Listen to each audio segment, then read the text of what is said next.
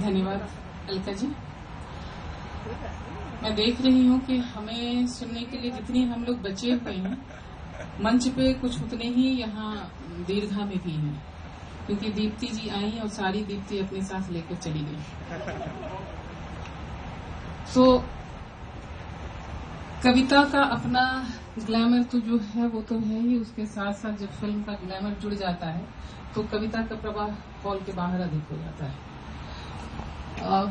मैथिली में मैं सुनाऊंगी और मुझे कहा गया है कि मैथिली के साथ साथ आप हिंदी भी आप ही पढ़ दें, क्योंकि मैं मैथिली की ट्रांसलेटर भी हूँ और मैथिली की तकरीबन 5-6 किताबें जो है मैं उसका अनुवाद कर चुकी हूँ और 3 साहित्य अकादमी पुरस्कार विजेता हैं डॉक्टर हरिमोहन झा, प्रभास कुमार चौधरी और लिली रे। उन तीनों की किताबें जो हैं वो मैं उनके अनुवाद कर चुकी हूँ। 2 किताबें जो हैं वो ज्ञानपीठ से है, कुछ किताबें वाणी प्रकाशन से है। कविताओं के बारे में मैं नहीं कुछ कहूंगी, क्योंकि मैं विषय को आपके ऊपर छोड़ती हूँ। अपनी गतिविधियों के बारे में थिएटर आपने जाना। इसके अलावा जो है मैं जेल इमेज के साथ मैं काम करती हूँ और इसमें आपने देखा में तो इन सब जगहों पर हमने कवि सम्मेलन आयोजित किए थे। हमारे शहर के जितने भी प्रतिष्ठित कवि हैं वो वहां जाते हैं।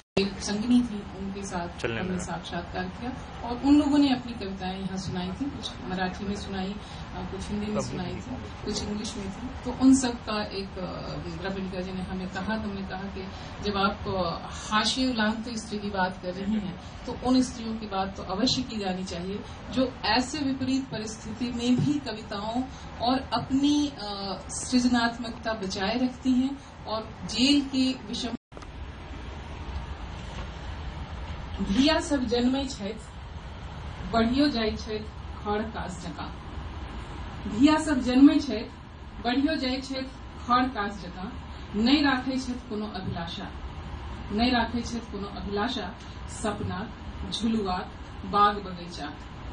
अपन पहचानक तऽ कोनो चिंते नहीं छै, अपन पहचानक तऽ कोनो चिंते नहीं छै। ओ सब तऽ मात्र धिया छै, आकि बहिन आकि घरवाली। एकरो से आगा ओ सब किछ छै, क्यों सोचे नहीं छै। अपन पहचानक तऽ नहीं छै कोनो चिंता, ओ सब तऽ मात्र धिया छै कि बहिन आकि घरवाली। एकरो से आगा ओ सब किछ छै, क्यों सोचे नहीं छै। हमर देश धर्म प्रधान देश है। आप धर्म प्रधान देश आप देखिएगा और इसमें उस प्रतीक को आप देखेंगे और अगर आपकी तरफ से उस प्रतीक के ऊपर हमें कुछ रिस्पांस मिलते हैं तो मैं समझूंगी कि इस कविता को सार्थकता मिल गई।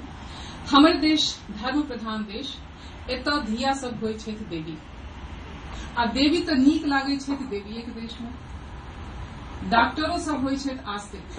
हमने देखा है कि सभी डॉक्टर जो हैं वो सबसे पहले भगवान को प्रणाम करते हैं। विज्ञान पढ़ते पढ़ाते हैं लेकिन सबसे पहले भगवान के पास जाते हैं। तो डॉक्टरों सब होइ छथि आस्तिक, पढ़े छथि विज्ञान आ डराई छथि भगवान सब। ओ बुझे छथि माय बापक कंछल करेज, जे के जो है 9 मास धरि बाट। ओ बुझे छथि माय बापक कंछल करेज, के जो है 9 मास धरि बाट। डॉक्टर सब उचारे छथि मात्र जय माता दी अथवा जय श्री राम, अब भ जाए छथि सबटा काम तमाम।